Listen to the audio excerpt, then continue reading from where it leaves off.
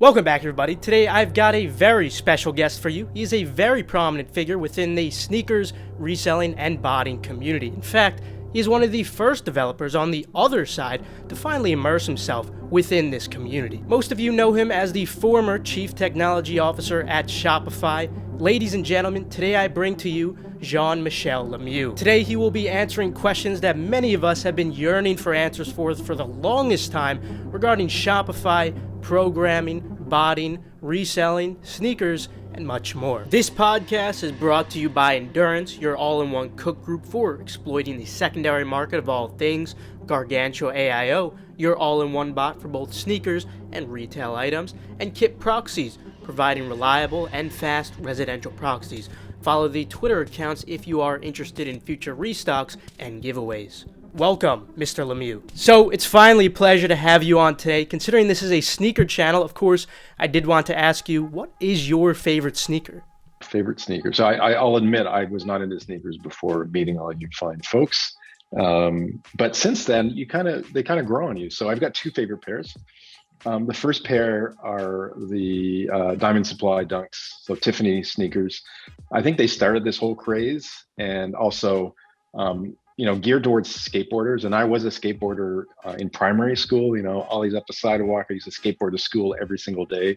So I think when I saw, where the origin of this crazy botting and sneaker came from, I had to get a pair to put on my shelves. So I'll never wear that. They're dead stock. And there's a pair so my second pair that I actually like, I wear around, which are the Chunky Dunkies, which came out maybe 18 months ago. I find they make me feel younger than I actually am, and embarrassed everyone who's around me because they're pretty out there. So I wear them around, and my kids are like, "What the hell are you doing? You're not supposed to wear them. You're supposed to resell them." But I think they're cool. So two favorite pairs: the Tiffany's and the Chunky Dunkies. Man, I have to say that is pretty dang awesome, and I don't know if I'd say I'd be embarrassed. I'd be pretty proud of my dad if he was wearing something like that, but more importantly, I think I'd be pretty proud to say that you were a skateboarder too, and I don't think many people expected that, so that's pretty awesome. But anyway, considering you are a very well-known developer, many people want to know, how did you get into programming? What inspired you to start programming? So I got into programming accidentally. My background is in high school, I was doing arts. Music and fine art, so drawing and painting, and I did a bit of math. So like my days were like morning, I was doing all my art stuff. In the afternoon, I did like 2 maths or something. I ignored all the other subjects in school. No biology, no nothing, no economics. I just did arts and math. And I'm also an introvert. And one year, so I think it was maybe my last year in high school, the second last year, we're getting ready to do the musical for the year that we do every year. And I don't know, we didn't a bit of a crazy class. And you sit down in band class and everyone's doing their stuff and it's like a bit chaotic.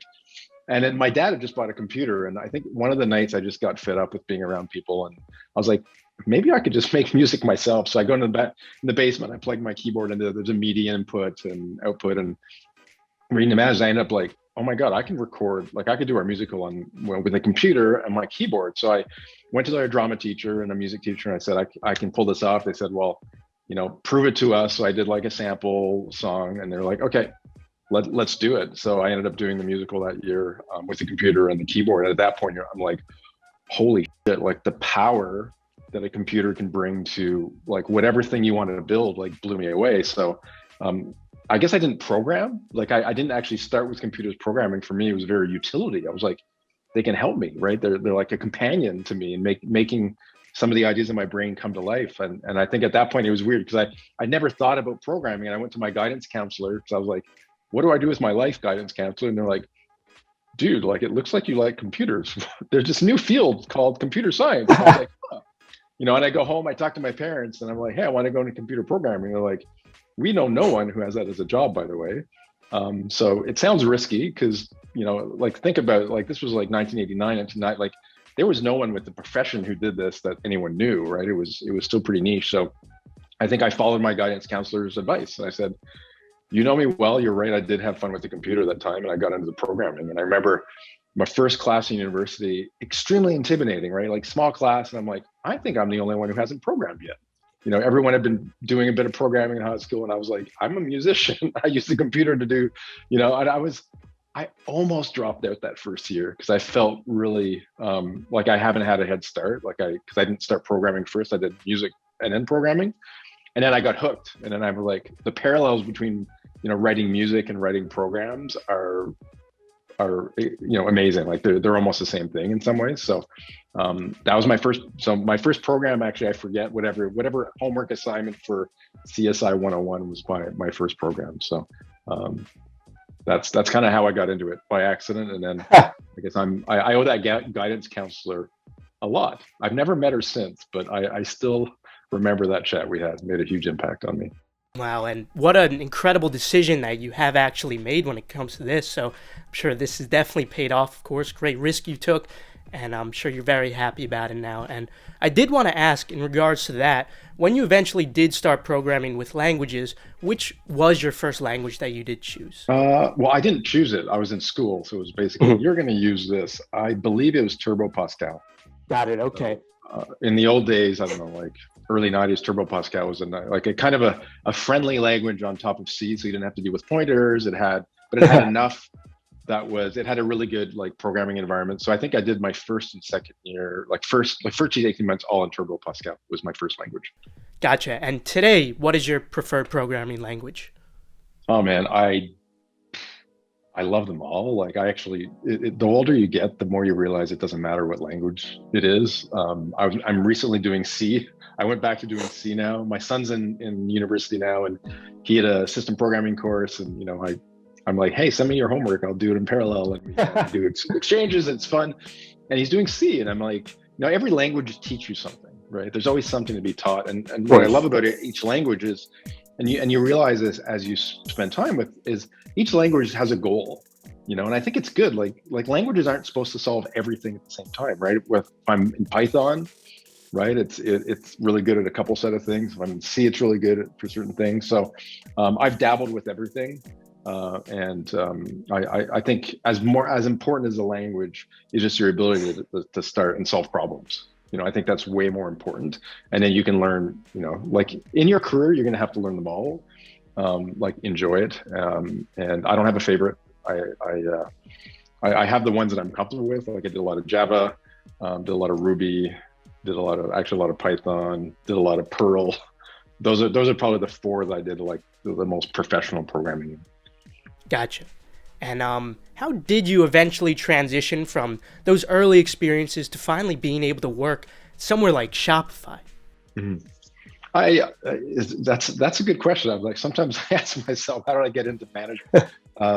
So I grew up in a town up here in Canada called Ottawa, and we had some of the biggest technology startups in Canadian history. So we had Nortel. I don't know if you probably don't remember it. We had RIM, so the original smartphones like BlackBerry. And I saw those companies grow it really, really quickly. And then, they died off, like they hit a wall. And I was like, you know what, like writing software is hard, but I bet it looks like building a company is harder. Like getting a program written and running properly versus getting a bunch of humans together and getting them actually going in the same direction. It feels like that problem is as hard as the first one. So, and I don't know, about 15 years ago, I said, hey, I want to go into leadership, and I want to develop my skills on how to getting humans together to work together. And how do I do that in technology? I love it. And so I think that was a turning point for me about 15 years ago of like, let's solve this human problem too. Again, as you heard, I never took any human courses in school, right?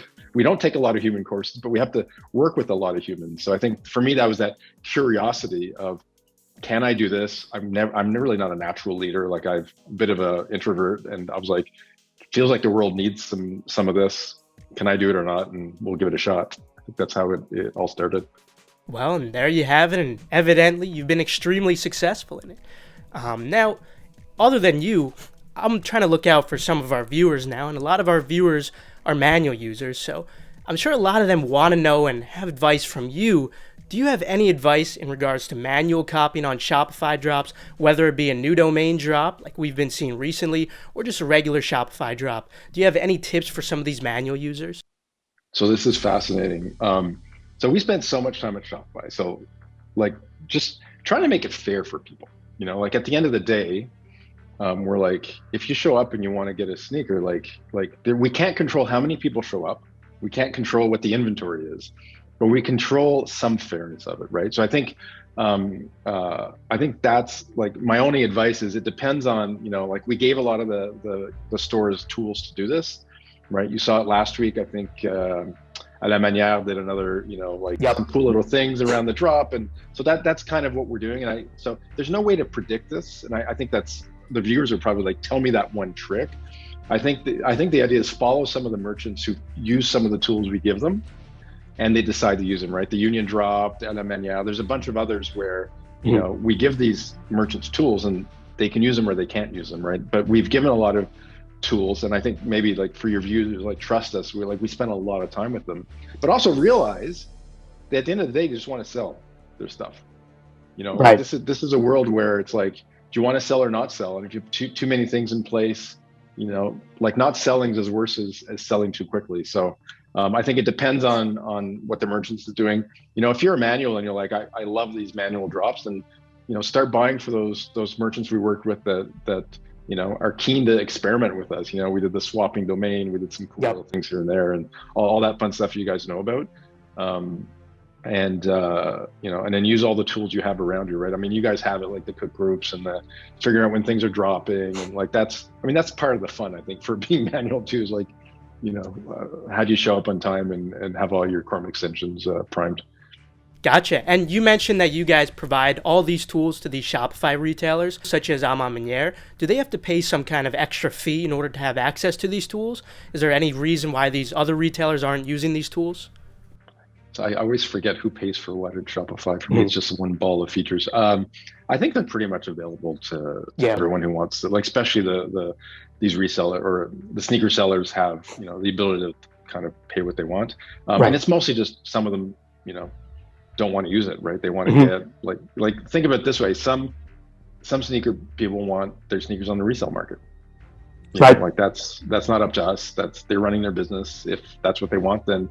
And we work with some celebs doing drops, and we're like, we can turn this on and this. And they're like, nope, I just want them to sell out as quickly as possible, and we'll do it next time. So a lot of it was out of our control, and really up to other folks to decide. Like the questions, like what color is orange, and like all the we had a lot of things you can do, and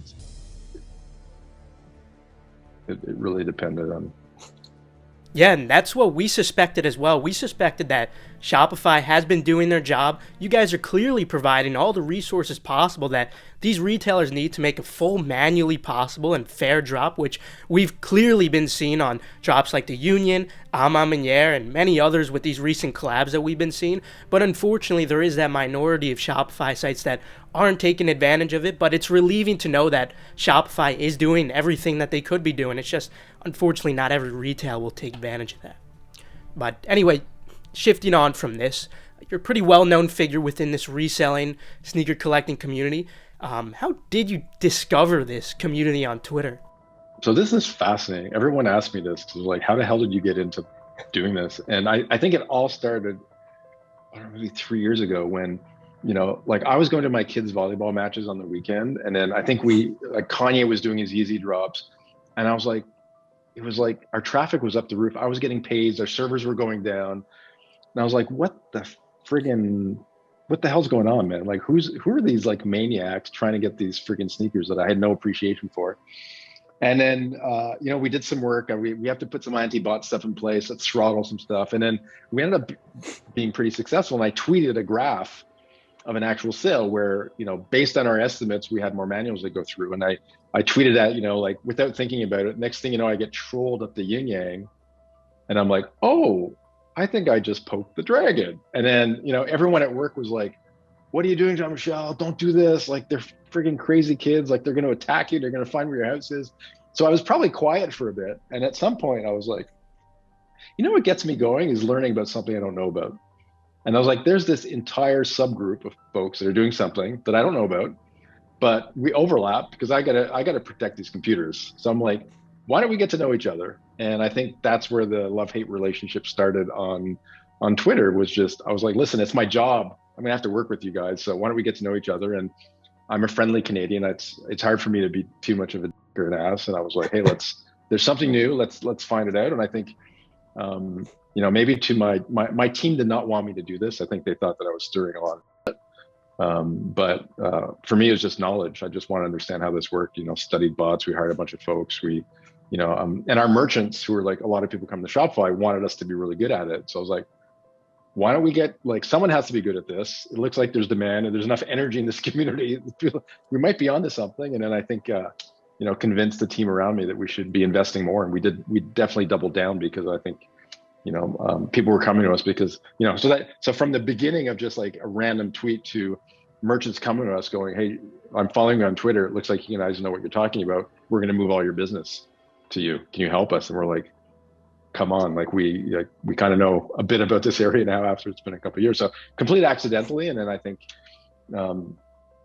I start to really, enjoy sneakers. You guys kind of wore up on me in terms of like, I got to wear shoes anyway. May as well wear some cool looking ones.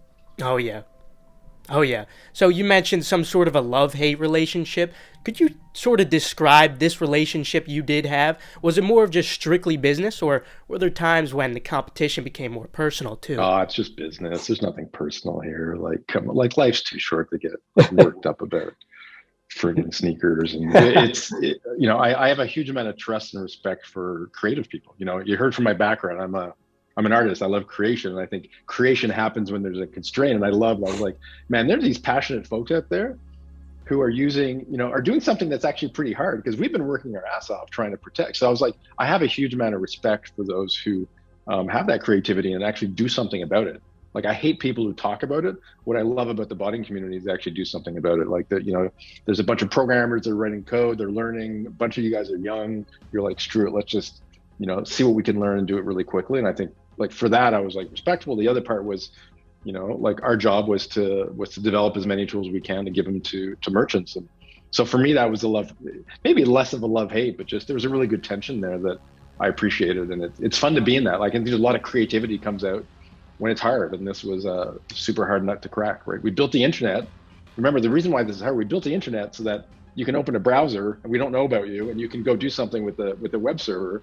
And there's a protocol, and the protocol doesn't say, give me your fingerprint and who are you. Like, it is a bit of an open internet. And that's why the internet stuff, like, that's why botting's actually possible. You can write a bot that just, mimics what someone does in a browser and et cetera, et cetera. So I think there's a challenge on both sides, and I think there's a mutual respect over on both sides, I hope. Oh yeah, well, that's absolutely excellent to hear. And in fact, my next question was about to be, do you have respect on the other side? Because a lot of these people, including myself, really do look up to you. So it's really fantastic and relieving to hear that you also shared this mutual respect, because a lot of these people really look up to you. And when I reached out to a lot of these other developers to see if they had any questions for you, they were really excited and grateful that they were being included too, because most of these people look up to you. There's definitely no hate on this side. And we know it's, as you said, strictly business always. Yeah. It's like a good hockey game, we're going to body check each other and then go have a beer after. So. Exactly. Now, are there any people in particular that you've spoken to that you have a lot of respect for in this community, of course? I mean, I hate to like just single out a couple, because it's, sure. I mean, honestly, I've spoken to a lot of people over the, like, it's been a couple of years, from, Lucas at CyberSoul, where right. Honestly, we talked quite a bit, like probably less when I was employed, and now, a bit more. We did the New York Times article together. We had a good blast. It was fun. Like, he's a smart kid doing, like, his software is great. Syed, Sudo, Michael at Notify. Like, these are all folks who I don't know. It's not like we're like friendly and we go to each other's like like weddings or anything. But I think they're folks who've been. I think they played fair. They played fair. They're respectful, and I think they're smart, and they're doing some cool things with their community, and they're building community as well. I think these are all folks as well who've been reinvesting in your sneaker community, and I think that's kind of really important. You guys spend a lot of time doing this, and you guys are doing it respectfully, which is good. There's a couple of edge cases, but there's some folks who over the years we've had some DMs, and I've talked to a lot of you just for fun. I was like, hey, what's up? What are you doing? How's it? How do you like that drop? Like we do, trying to get some intel once in a while, and it went both ways.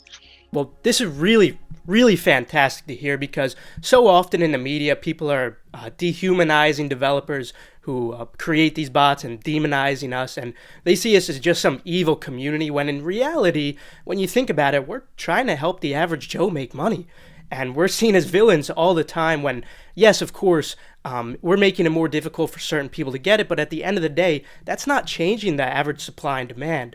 So I really am very happy to hear that you have this sort of respect for the people within this community, and you understand that we're humans too, and we're just people, trying to make a living, and we're also at the same time trying to help other average Joes make money. So really, really relieved to hear that you have that perspective. Now, moving on from this, can you describe the difficulty of the cat and mouse game that goes on between Shopify and bots? Like, how difficult is it to keep up? Well, I think it's difficult because of how the internet's designed. Like it is designed so that two people who don't know each other can have a transaction. Like that's kind of something like, if you go into a store physically and I show my ID, like that's going to be hard.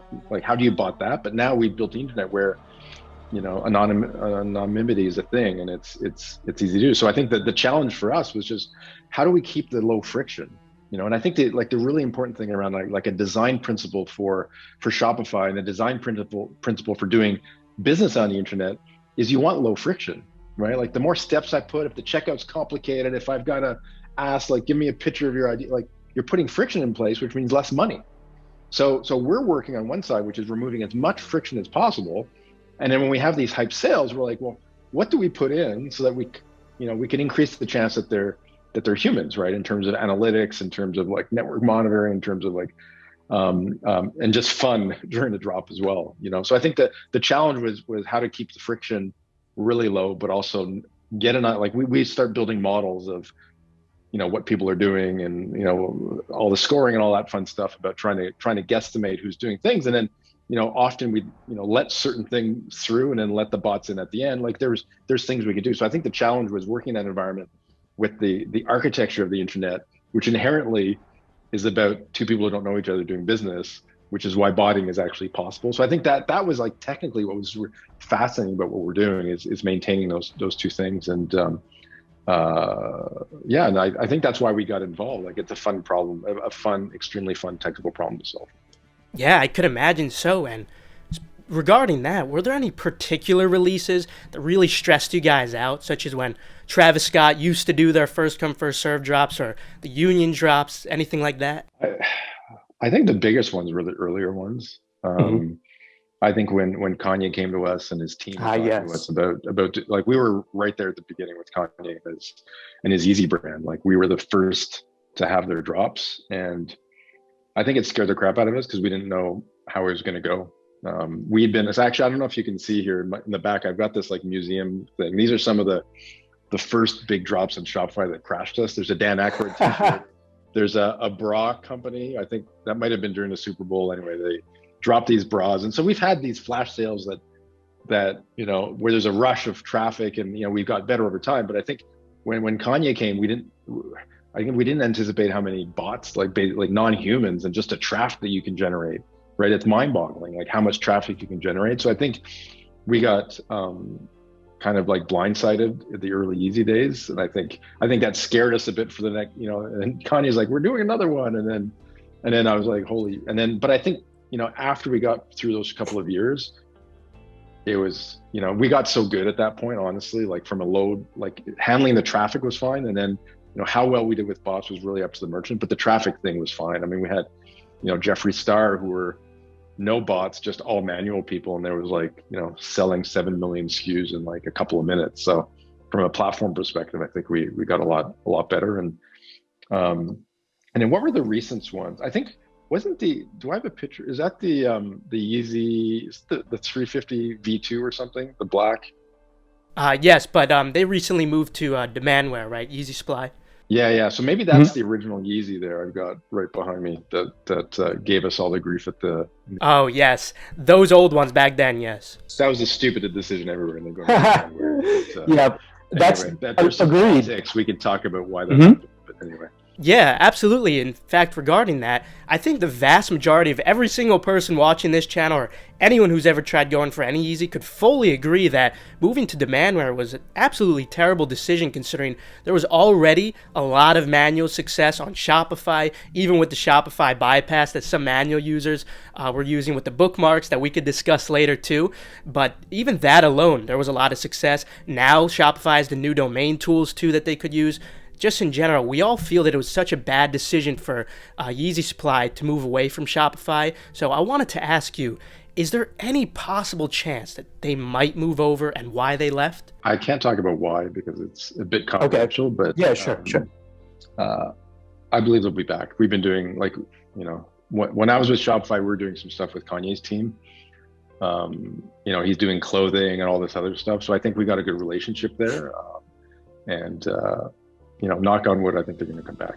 Oh my goodness. If they do, that would be absolutely fantastic. I think it'd be great. Yeah. I wish they came back when I was still there. Yeah, you know, but these things take a while. And I think we're doing some work with them around some like all his clothing line and stuff like that. So we'll see. I mean, you can see we still had all his clothing line was on Shopify. So yeah, right. I mean, you just made my day by saying that. I'd be absolutely amazed if they came back, and everyone would be grateful. I don't know how much I bet on it, but it can happen. Awesome. I wasn't lying when I tweeted that we're working on it. We're always working on it. Awesome. We're optimistic.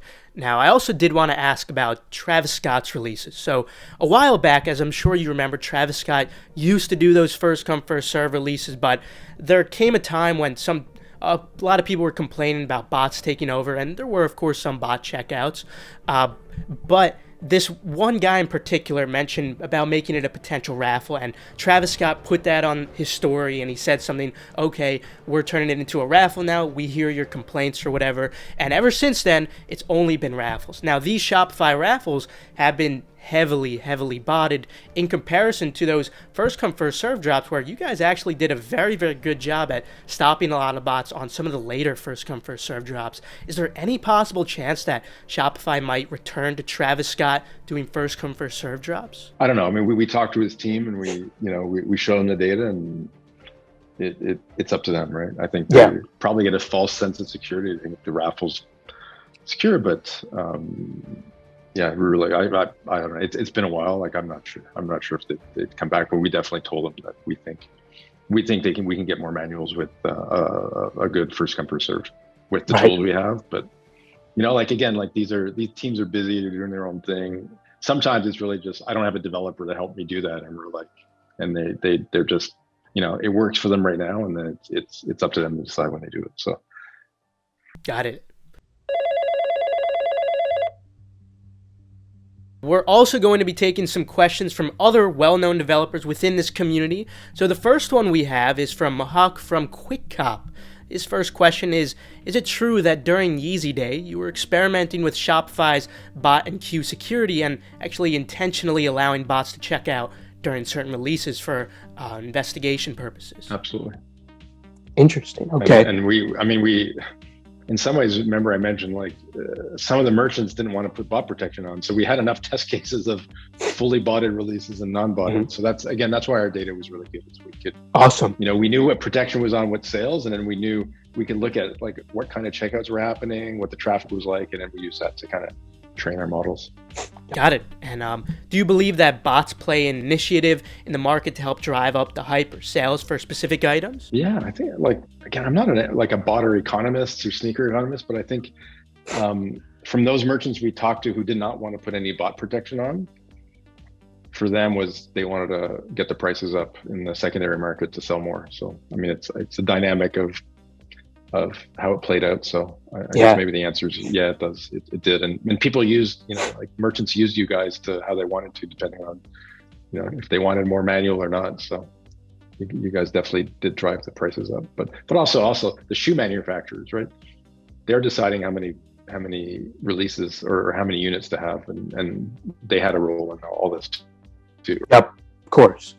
And I also did want to ask, During the Sneaker Trees charity event, I'm sure you recall that, we got to see a lot of very well executed Shopify releases, which sort of foreshadowed what seemed to be kind of like a Shopify 2.0 almost.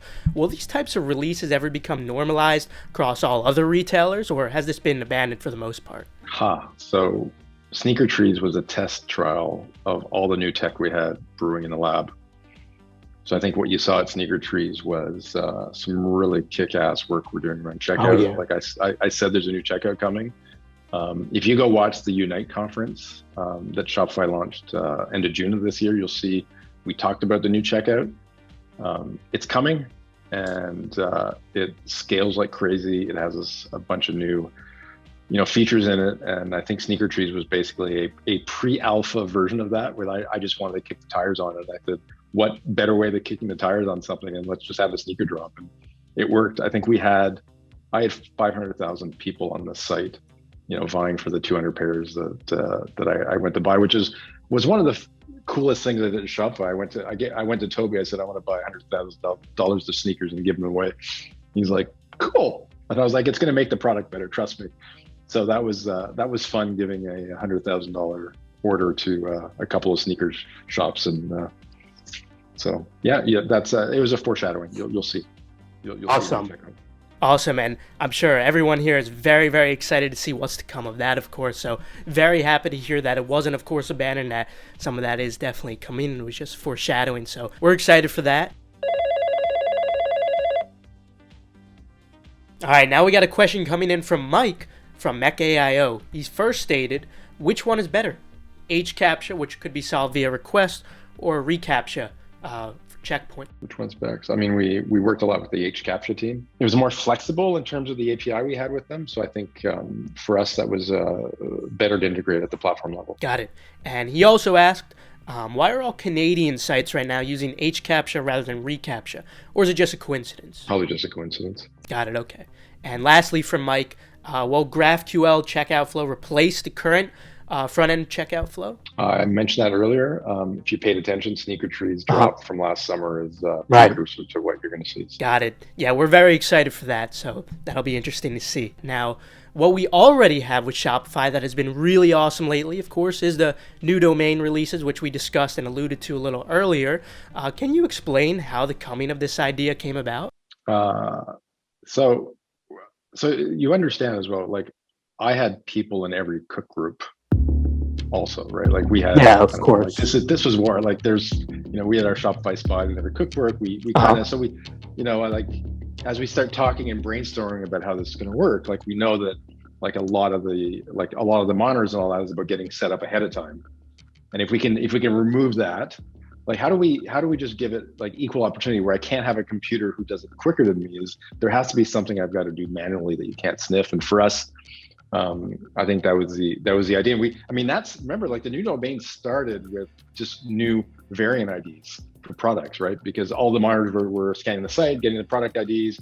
When we had the bypass, you just had a card with all the product IDs. So like, okay, actually, what we're gonna do is we're gonna change all the variant IDs, and at some point, actually, we're gonna change the URL, and then like the latest drop, we'll change all the titles of things. So this is all just like, making it a bit creative so that you can have a computer program running, sniffing and doing something ahead of time. You're all at the starting line together. So I think it was actually a natural progression from, us being in all their Discord channels and seeing how you guys prep to, hey, let's just make it so that like your monitors can't really do any cart stuff. And that's kind of how it happened. But it was a progression. If you think about it, the domain name switch came after the variant ID switch. And it worked really well. Like last year, that was like phenomenal. And that was my last hype drop at Shopify. And I don't know if you remember what the domain name, but it was a good ode to a bunch of years of sneaker. I think we call it "We Love Manuals" or something. I forget. That is awesome and really cool to hear how that idea came about. And obviously, since then, it's been extremely effective. Now, we did both mention the Shopify bypass that we talked about. Obviously, that doesn't work anymore, but bots are now using a preload method where it essentially carts a random item, I'm sure you already know, and it already enters the queue before the release actually begins. Does Shopify plan to do anything about this? Yeah, we know about that. Gotcha. Yes. Okay. I mean, I'm surprised we don't, because it's actually pretty easy to detect if you think about it. Just, I mean, you guys are all programmers. Like, what would you do, right? Like we know your timestamp when you've been, when you carded, and we just say that we just clear them all before the launch. Like, we'll let you go as often as you can, and before the launch, we'll go, if your cart was created at this timestamp, clear it, right? And I'm sure we had that code at some point. Again, like sometimes we turn it on, sometimes we don't. We do try and keep you guys thinking, but that's not a hard problem to solve. And some of them, again, some merchants don't want to solve it. They're like, if I sell, who gives a crap, right? So yeah, that's not rocket science. Now we got a question coming in from Sudo Guap. Was there ever a favorite cache bypass of yours, if you've ever dealt with them? I think the favorite one was when we blocked it and we had some accidental, like rehashing of the bypass at some point, like 2 years ago. I don't know if you guys remember that, but the Q bypass was there for a while, and I think it was at Noah from like the Stranger Things Netflix show. I think someone hacked his account. Do you remember that story? Someone hacked Noah. Yep, I totally remember it very vividly. Some botter hacked this Hollywood person I never knew, and like mentioned me in the tweet or something. Give me a Q bypass, and it went viral. It was really funny. I think my kids saw that. They're like, "Dad, like, what the fuck?" And then we obviously, like, we figured out how it was, what was working. And again, like, I think I gave you a clue about how we fixed it, but it came back again, because like, software is hard. At some point we're like, we didn't, and it was open for like 2 hours. And I think that was fun. At that point I was making fun of it, going, like leaving the botters, a bit of an incline that sometimes, we screwed up. And if you pay close attention, you might have a 2-hour window sometime when you'll be able to get a bypass. But I think so the favorite one was when we accidentally put it back for a couple of hours, and it was funny. Got it. Now, we already discussed about Yeezy supply potentially, maybe eventually in the future, coming back to Shopify. Yeah, who knows? But are there any other retailers that maybe might have been considering moving to Shopify? Someone like maybe Footsites, like Foot Locker, Foot Action, and Champs, or any other large retailers that might be considering the switch? Honestly, I don't think there's too many people not thinking about the switch. Just given, true. I think our track record, we were talking to a lot of people. I'm not going to be like, literally, we're talking to everyone, and like sometimes it takes a little time to make these switch, and it's a big effort, but everyone was talking to us. So I think that's why this was, it was fun for us, because we were in all these conversations. So it was definitely fun when we got Shoepalace over, and there's a couple others that we moved that were fun. There were some bigger ones in the pipeline. I'm not sure where they're at, but there was definitely a big pipeline of big brands that were helping. Yeah, it's actually really funny you mentioned Shoepalace, because that was my next question.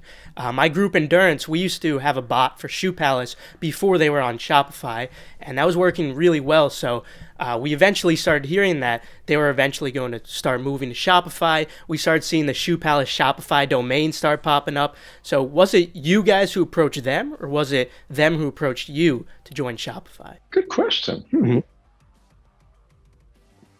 Not sure. I'm not sure. I forget. Yeah, so long ago, I guess. Well, I'm like, it's a lot of times they come to us. Like we didn't. It's not like we had a big sales team for sneaker. It's like people just, honestly, it's like they see us on Twitter, then they come to us and they talk. Like, so I'd assume that it was about some of the good press we're getting, and people came to us, which was, again, we don't have a lot of salespeople. I didn't have a sneakers sales team. It's like come have a chat. Like let's think about it in the grand scheme of Shopify. Like sneaker was a fun side thing that made the platform better. Like it's not like sneakers was like 10% of our sales on Shopify. It was like a small amount, but that small amount had a huge impact to the scalability of Shopify, and that's why it was so interesting. And especially to me personally, like as a technologist, I want the hardest problem possible thrown at me, so I can, hopefully, maybe if we're lucky, solve some of it, and then give that power to everyone else. So everyone on Shopify benefited from sneakers being on Shopify because it made our platform better. But it's not like, from a sales perspective, like it was a huge amount of money. It was really just, and that's why the CTO was so involved, because it was a technical challenge, and then everything got better if we made sneakers better, because you guys were hammering us like crazy. So that's why it was super interesting, right? That's why we didn't have salespeople like knocking on all these sneakers shops there. At a certain point, our marketing was good. My marketing on Twitter ended up being pretty successful, and they came to us. So it was pretty cool. That's awesome. And I think you always going for the challenges and just always being able to accomplish these things is a large reason as to why so many people look up to you. So for that reason, I wanted to ask you, for all the aspiring programmers out there, is there any advice you'd give to your younger self that maybe these guys, including myself, could take away? Like maybe the number one tip is, while a lot of books are going to tell you have a big lofty goal, like when you're a kid, have a vision of what you want to do and run after it your entire life. And I'm like, holy shit, that could be a disaster. Like, think about it. I have this one thing I want to do in my entire life, and my entire life is, I'm like, every day you're kind of losing because you're not there, right? You're like, it sucks. You're on your way, but every day I'm like, I didn't get there. I suck. I didn't get there. I suck. My entire purpose in life is very different, which is, how do I make every day kick ass? And for me, it was like, can I work with smart people? Can I solve things that are useful? And can I build something so I make progress, right? So I'm like, if you're an aspiring programmer, every day build something, right? Every day aspire to get something built and learn something. And over time, it's like putting money in a bank. It's going to compound. And you're like, I can build anything. That's cool. And you know what? The world is throwing a lot of problems at us now. I think it's never been a better time to be a programmer, right? From energy to healthcare to everything's going to be a technology program, and there's not enough programmers. So maybe exchange your lofty goal for lofty habits, and build as much as you can. Be comfortable with your tools, and especially as a programmer, I think we go through this cycle, which is at the beginning of your career, you're just like, can I make this thing work? There's so much to learn, and I was in that phase of can I get it to compile? How's it gonna run without crashing? And as you get comfortable with your tools, at some point you can start making music. I mean music in a sense, you can start making software that's really good, and you can solve different kinds of problems, and you can make them more complex. And so I think that's why it's a really, really fun journey. And if you're an aspiring programmer, you're in the right spot. Don't give up, and build some good habits around how are you going to get comfortable with the tools you have. Yeah, certainly, and I could definitely attest to that advice as well. When I first started off programming with C# and Java, I was watching a lot of Udemy videos and YouTube videos, and I was definitely learning a lot, but it wasn't until I started making my own programs for my Discord group and my first tools to help myself out with personal things that I really started to grasp everything and really started learning anything. So that is definitely some incredible advice, and that's just a lot of the best learning is the hands-on learning. It's the hands-on learning, as you probably found in your group, right? You give this software to somebody, this product to someone else, and you're kind of on the hook to maintain it. And there's a responsibility there, and it's really fun to get people to use your software, right? So as I said, just don't read everything. Build something, get someone to use it, and I think that you end up creating this feedback loop. It's like an adrenaline rush, and my entire life has just been from high school, the same thing all the way until now, right? And so keep at it, build stuff, and get it out there. Thank you. Now we got a question coming in from Jevi from Ganesh. He asked, during your time in the sneaker Twitter scene, did you find success posts of bots posting and hitting to be a key factor in making the anti-bots stronger? Especially as everyone nowadays says if people post their success, they're going to annoy the sites, causing them to be more active in preventing them. Do you feel like the success posts themselves were provoking the influence in creating more anti-bot prevention? I think the merchants looked at them, but also don't believe everything on the internet. So I'm like everyone's pretty good with Photoshop and faking and flexing when they haven't. So I think we took it with a grain of salt, but I think some of the merchants looked at it and used that as a gauge of were we successful or not? And often we have to show them data saying actually it's not true or it's overblown, especially if you're selling 10,000 pairs and you have 20 who said that they bought it. That's still a lot that didn't. So I think it was noisy, but can't believe everything you read all the time, and I think it did impact the merchants more than us because we kind of knew what happened. We had all the data from the drop, but I think merchants did see that on the internet, and it affected them. Now we have a question coming in from Hunter, who's from Dashe. He asked, first, how much did getting immersed into this botting and reselling community help Shopify develop new antibot techniques? Hey, Hunter. I mean, it helped a lot. I mean, I think the interactions that we had was so I can learn about you guys. Like that's, it's not like I had that much free time and like, I think so. Before we became friends, I think it was really just business learning, and then I did hire people who were in most of the Discord, so we had a really good stream of kind of knowledge. And of course, like no one will ever find out who they are because it's so yeah, it helped a lot. Like I assume you guys tried to get some people hired at Shopify, but I did put a script that there's a couple of files if they ever get edited. I got an email notification. So I always double checked who was modifying a couple of our key, I guess, bot protection modules. So I was always worried that you get, some intern hired who want to be a show off and put some bypass somewhere, but we had some protection in place for that happening. So yeah, again, it's a cat versus mouse, and Intel is gold, right? So. And also another question that I really wanted to ask you is, we all know Shopify has been doing incredible with stopping bots when it comes to these other new domain types of releases in comparison to a lot of other websites at least. But I did want to ask for your honest opinion on some of these other anti-bot companies like Perimeter X, Shape, Akamai, Datadome, Cloudflare, and even Ticket. If you've ever taken a look at any of these, which one do you feel is the most complex or the most impressive? I think they all solve a part of the problem. If you think of what Cloudflare can do, Cloudflare has traffic, right? So what does Cloudflare do for anti-bots? It was like start doing pattern recognition on what's in the packets. We're like, where are they coming from? Where are they going? Do we have history? They've got a huge history of things. And as you go down the stack, you're like, okay, where does Perimeter X plug in? Okay, maybe on your side of the infrastructure, looking at packets and looking at maybe HTTP level, application level traffic, and then there's the app itself. So I think like they all kind of combine, and they're all like, actually Cloudflare has been doing some really, really, really cool stuff, like pretty impressed with them. But for us at Shopify, I think we had to kind of do all the layers, right? We had to understand like what we're actually selling and understand how the website works, and understand where people have clicked. And they're just, so I think successful companies are those who can have access to the most amount of data possible, because you're basically just trying to make a guess who do you think's here, right?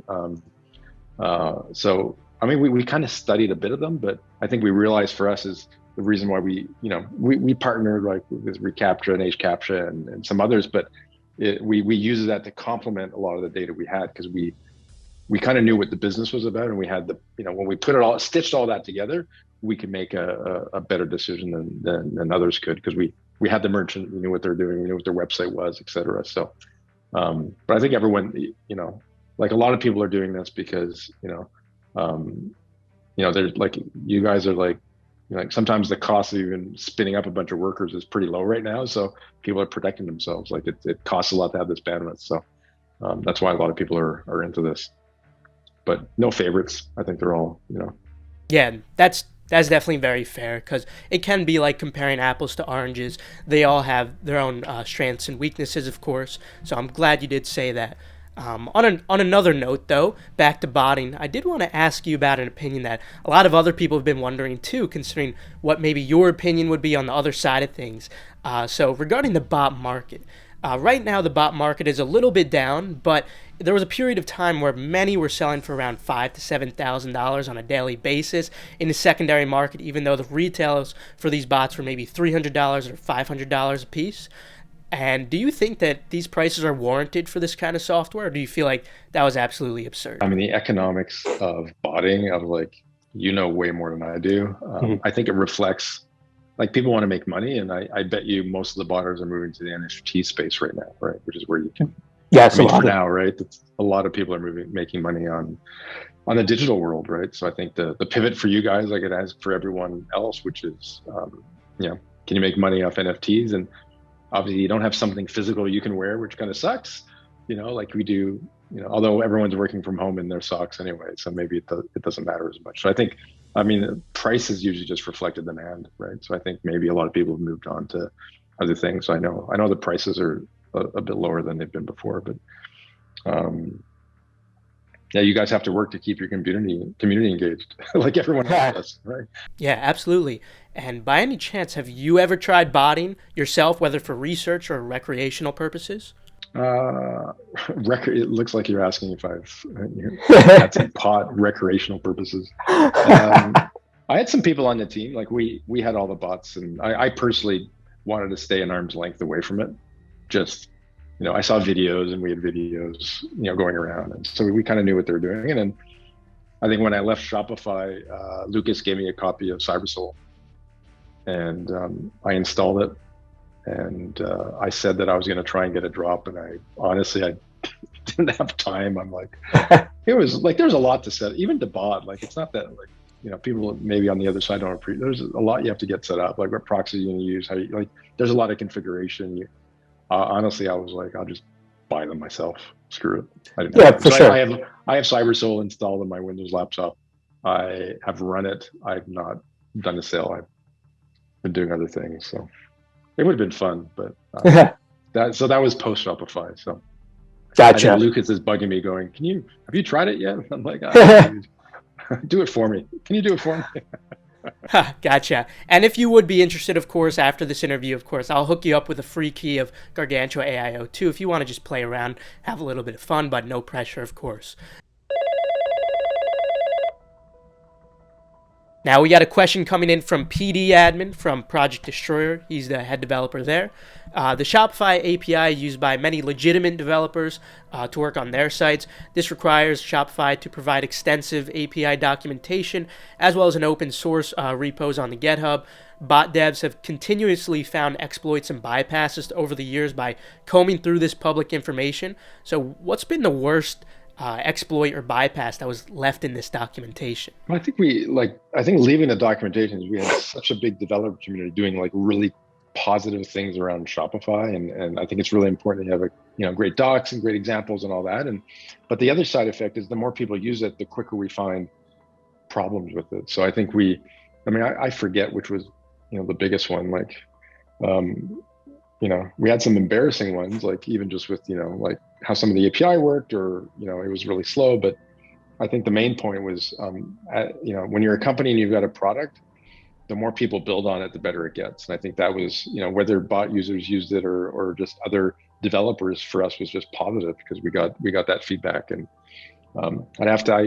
maybe I should know, I forget what the most embarrassing one was, but maybe that a couple of those accidental queue bypasses, which were mostly our fault, were probably more the embarrassing ones. But the API is fun. Like I think you guys were sniffing inventory counts sometimes from the storefront API, or you're able to sniff like hidden variant IDs for products that haven't been published yet. So I think those are the two, funny ones. We're like, shit, okay, yeah, we like that was like a whack-a-mole for us of blocking the like variant IDs for unpublished products was one that always popped up again. Oh shit, okay, how did that become available again? I think we blocked that one.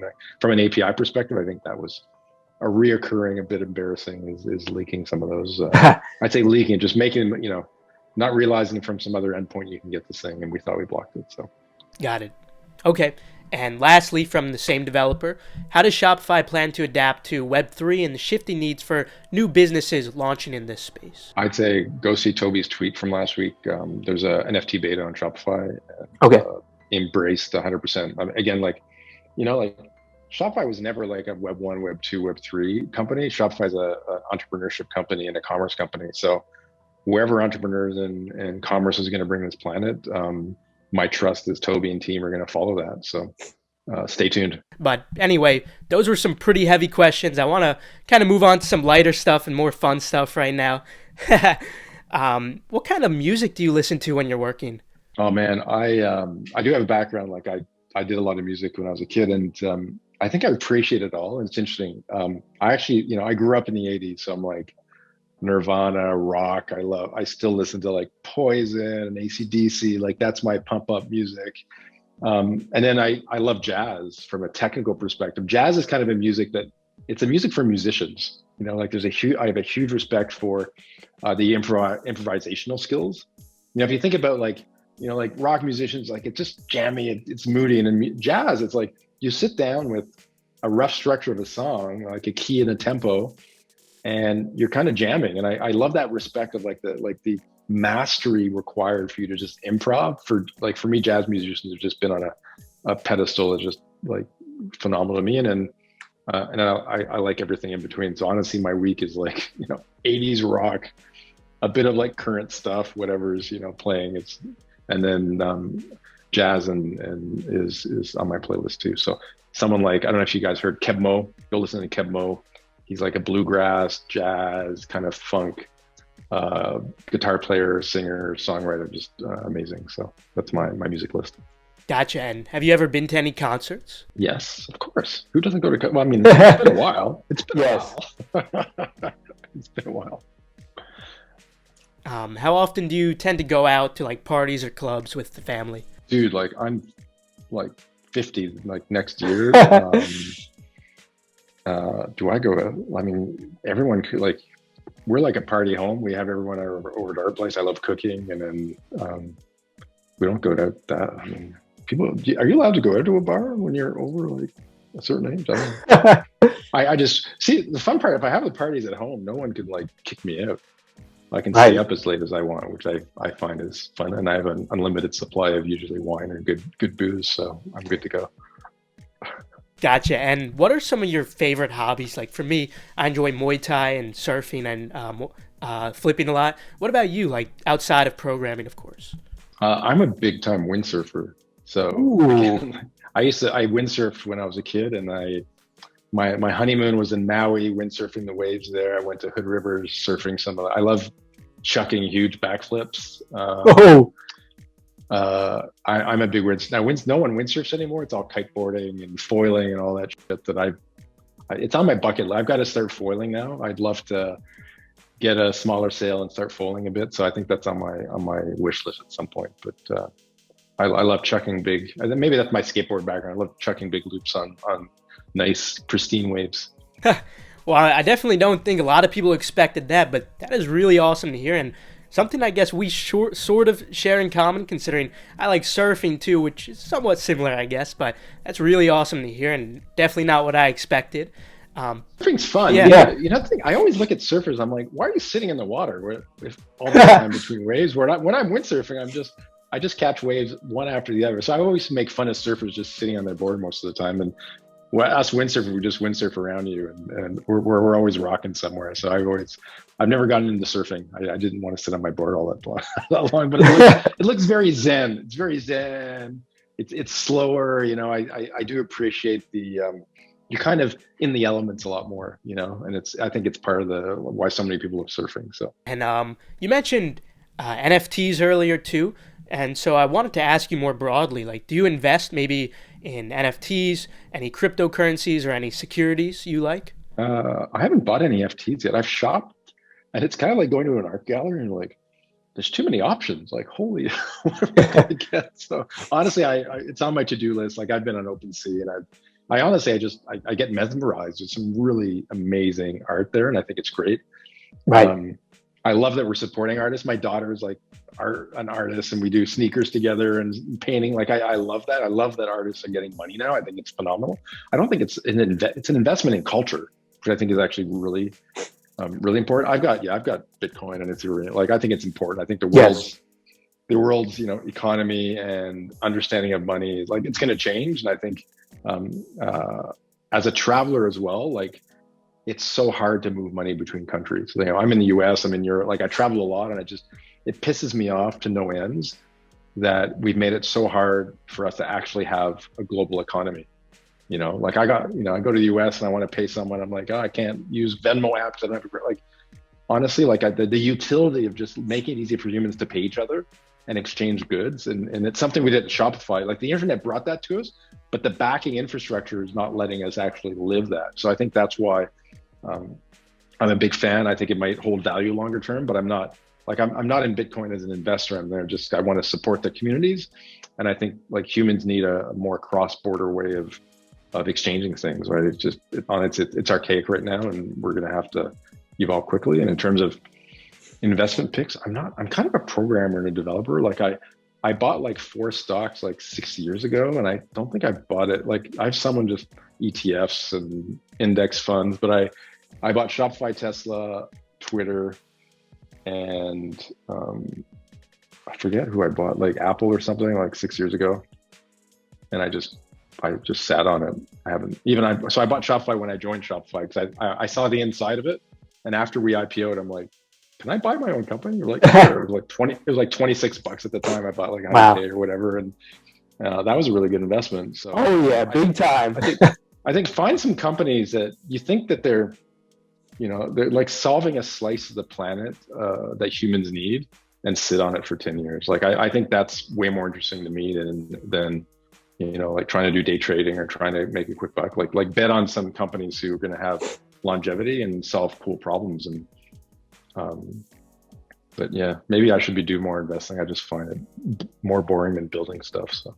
Yeah, absolutely, and I'm really glad you said that. For a lot of the youths watching right now, I know a lot of them tend to think that day trading is really possible to make money all the time, but the truth is that you can't really predict anything on a daily basis. No one could be perfect. It's often more gambling than anything. So I'm of the same mindset of you, where it's more important to pick something to invest in long term, and that's why I'm heavily invested in a lot of innovation related companies that I think will change the world in the future, just like you said. And you made a great move with some of them, including Shopify 6 years ago. So congratulations on that, of course.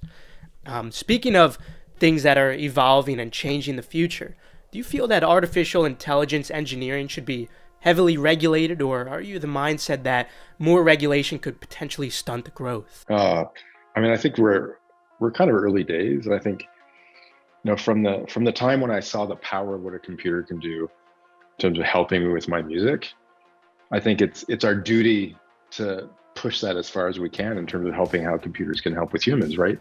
Detecting skin cancer and having AI and image recognition do that. Like that's all great stuff. And I think what we have to do though is like recognize that we have some frameworks around understanding when things starting, when we maybe lose a bit of control, right? And I think what's hard about AI is sometimes there's input that goes in and output comes out, and we don't really understand the middle part, right? That's part of AI, is there's a decision-making framework that's happening with a huge amount of complex inputs, and an output comes out. And I think so trying to understand, like, maybe there's AI that's being used in complex environments, like would be self-driving, or at some point like doing your trades for you, like that. I think what we need is actually even not just frameworks, but we need some technology to help us to understand how do we test these things. I think that's what's hard with AI, is like with a regular program, we know what the inputs are and we can kind of test it to what we want, but how do we have environments where we can test this a lot easier? Our confidence as technologists in what we're building can be higher. And I think that's one of the challenges as we build more complex things. Elon's got it in some way pretty easy with SpaceX, which is I just throw the rocket off and can I land it?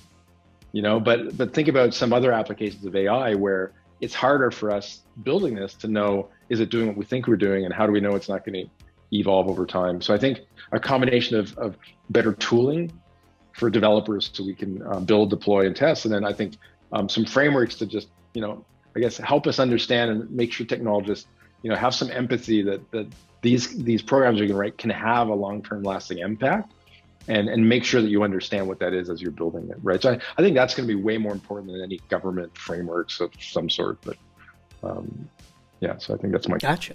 Okay, and still on the topic of artificial intelligence, when do you think artificial general intelligence, and for all our viewers watching, that's sort of human level intelligence, will be achieved, if ever? Yeah, I mean, probably.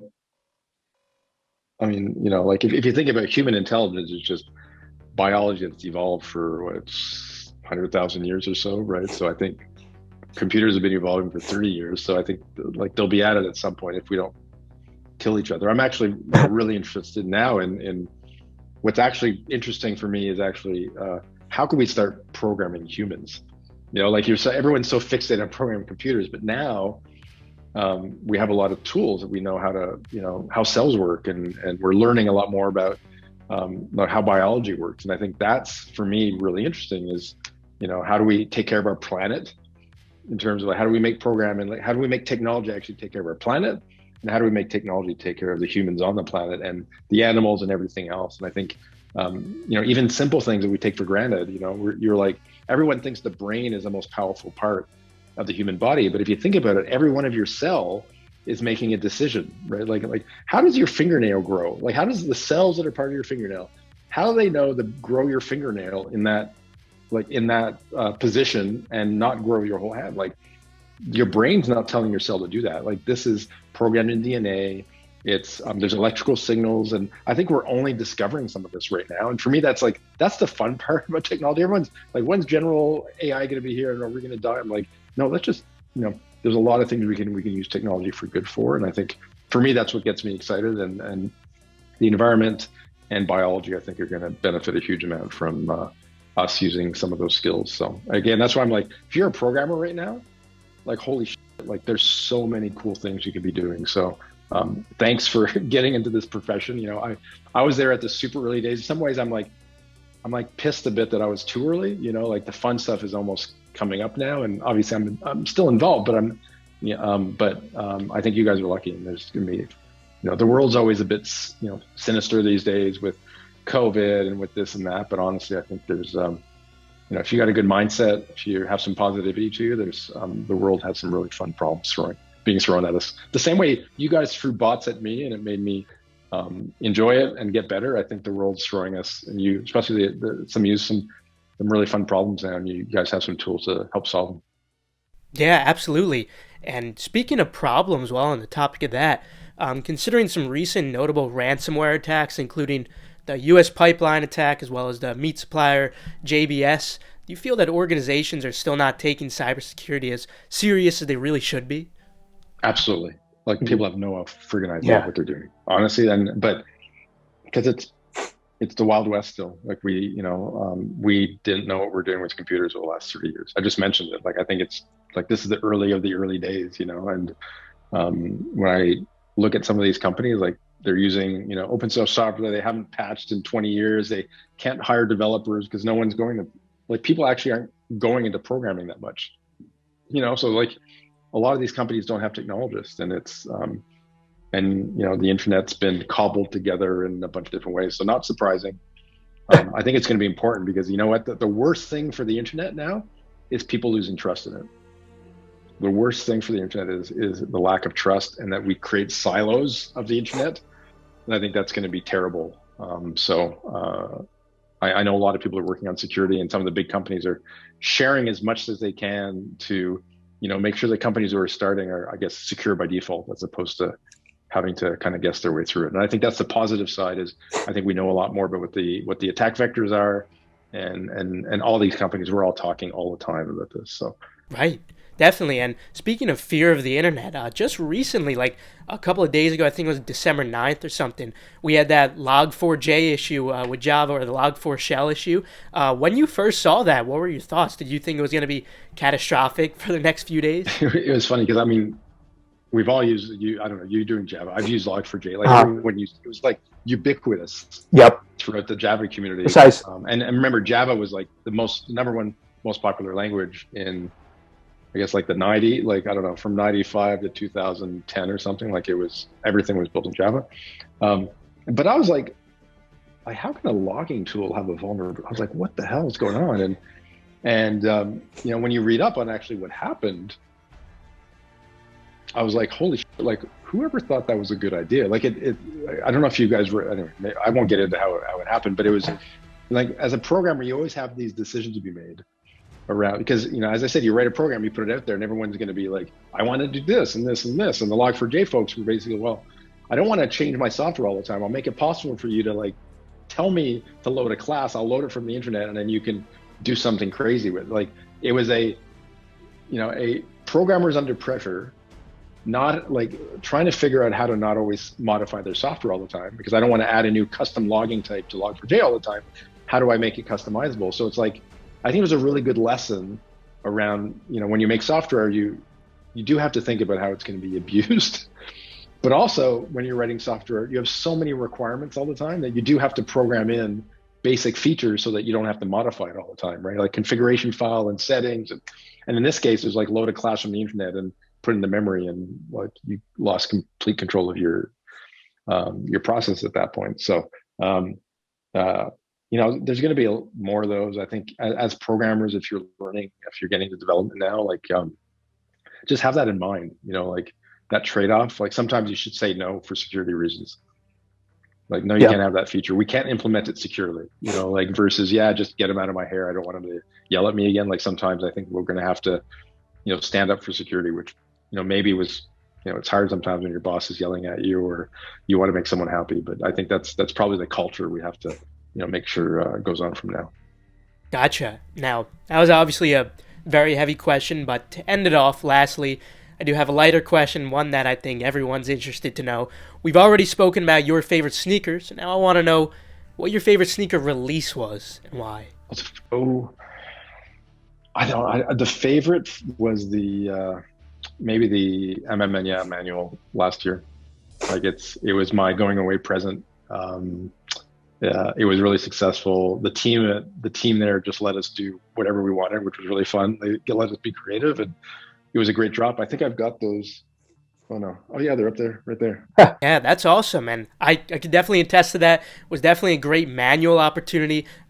Tons all over Twitter, people sharing their manual success. Yeah, these were huge manual success. I think. Oh yeah, big time. So that's my favorite. Awesome. Well, thank you so much for your time. I really appreciate it. I'm sure everybody on this channel really appreciates as well amongst this entire community. So honestly and genuinely, thank you so much for joining us today. Thanks for having me, Keith. It was a blast. I hope you guys enjoyed this first podcast episode. If you did, feel free to leave a like, and I'll be sure to do more. This podcast has been brought to you by Endurance, your all-in-one cook group for exploiting the secondary market of all things, Gargantua AIO, your all-in-one bot for both sneakers and retail items, and Kit Proxies, providing reliable and fast residential proxies. Be sure to follow the Twitter accounts if you're interested in future restocks and giveaways. And of course, if you're interested in future podcasts or information on how to cop limited sneakers as well as on the resale market, be sure to subscribe. With that, have a fantastic rest of your day.